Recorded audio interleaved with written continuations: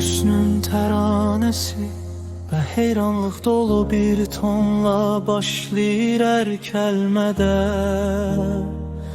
Dirəkdirənlər baxdıqca hüsnünə mən ruhum olar tazətər. Sensiz keçən hər dəqiqə ömrümə bir min kədər. Güllər xəcalət çəkər, sən o çəmən zara gəl. Nuri yüzündən güneş sönməyə imdad eder.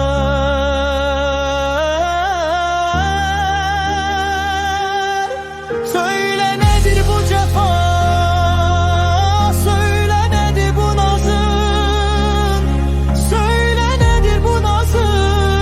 Bir bakışınla könül derdi qəmdən vazgeçer. Sensiz bu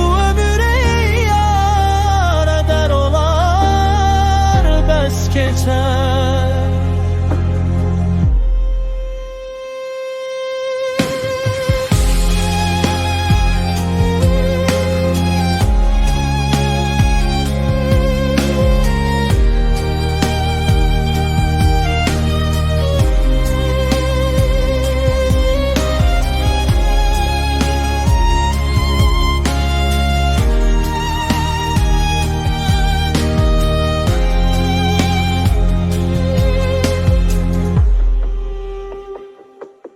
Hüsnün təranəsi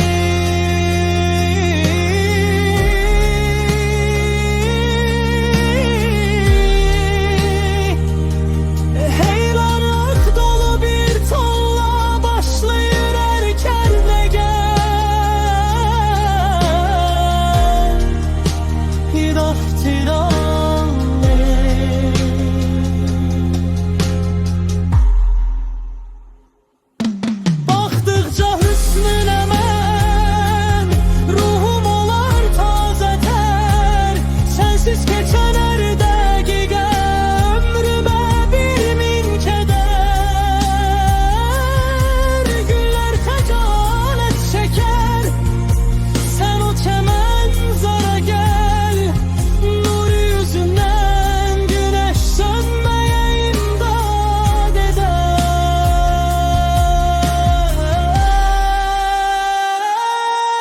Söyle nedir bu cefa, nedir bu nazım, söyle nedir bu nazım. Bir bakışınla könül derdi qəmdən vazgeçer. Sensiz bu ömür ey yar heder olar bəs geçer. Bir bakışınla könül derdi qəmdən vazgeçer. Ruhum olar tazətər.